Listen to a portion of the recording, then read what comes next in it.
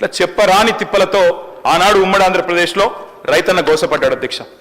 గోరేటెంకన్న గారు అధ్యక్ష, ఈరోజు మన ఎమ్మెల్సీ ప్రజాకవి, వారి మాటలు చెప్పాలంటే అధ్యక్ష, సేతానమేడుందిరా తెలంగాణ సేలన్ని బీల్లాయరా అని చెప్పి ఒక కవి, ప్రజాకవి తన రైతు ఆవేదనను రైతు బిడ్డగా చెప్పే పరిస్థితి చేసినాడు అధ్యక్ష. అధ్యక్ష, చేను గట్ల మీద స్వయంగా ఆత్మహత్యలు మనం చూసినాం అధ్యక్ష గతంలో ఉమ్మడి ఆంధ్రప్రదేశ్లో. ఆనాడు ఆత్మహత్యలకే కేర్ ఆఫ్ అడ్రస్ గా మారిపోయిన పరిస్థితి మా విప్ గారు లేచినారు అధ్యక్ష. వారికి కూడా నేను గుర్తు చేస్తా ఉన్నా, మా సిరిసిల్ల జిల్లాలో వెంకటాపూర్ అనే గ్రామం ఉంటుంది అధ్యక్ష.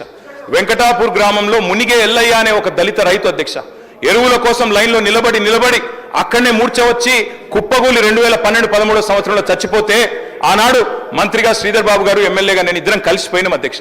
ఆ కుటుంబంలో విశ్వాసం నింపే ప్రయత్నం చేసిన. నేను విమర్శ చేస్తలేను అధ్యక్ష, ఆనాడు ఉమ్మడి ఆంధ్రప్రదేశ్లో ఉన్న పరిస్థితి చెప్తున్నా తప్ప ఇంకోటి చెప్తలేను అధ్యక్ష. అధ్యక్ష, ఆనాటి పరిస్థితి ఒక మాటలో చెప్పాలంటే అధ్యక్ష, ఐఎమ్ నాట్ ఈల్డింగ్. మంత్రి గారిని చెప్పమనండి, అది పద్ధతి. నేనేం విమర్శ చేస్తలేను అధ్యక్ష.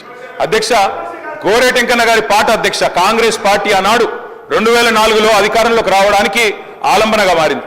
పల్లె కన్నీరు పెడుతుంది అంటూ ఆనాడు రాజశేఖర రెడ్డి గారి నాయకత్వంలో రాష్ట్రం మొత్తం ఆ పాట హోరెత్తింది. అల్టిమేట్ గా కాంగ్రెస్ ప్రభుత్వం అధికారంలోకి వచ్చింది అధ్యక్ష. ఇది వాస్తవం, నేను చెప్పేది ఏది కూడా అవాస్తవం కాదు అధ్యక్ష, నిజం చెప్తా ఉన్నా. తెలంగాణ పల్లె ఆనాడు కన్నీరు పెడుతుంది అంటూ మనం పాటలు పాడుకున్నాం అధ్యక్ష. తద్వారా ఉమ్మడి ఆంధ్రప్రదేశ్ లో మనకు జరిగిన అన్యాయం గురించి చెప్పుకున్నాం అధ్యక్ష. అట్లాంటి అధ్యక్ష ఈ రోజు రైతు భరోసా పైన షార్ట్ డిస్కషన్ లో జరుగుతున్నటువంటి అంశంలో గౌరవ వ్యవసాయ శాఖ మంత్రి తుమ్మల నాగేశ్వర్ గారు ఇచ్చినటువంటి సందర్భము, ఆ అంశంపైన చర్చ జరగాలని చెప్పేటువంటి దానిలో మా విజయరామనాయుడు కూడా ఆ అంశం చర్చించారు.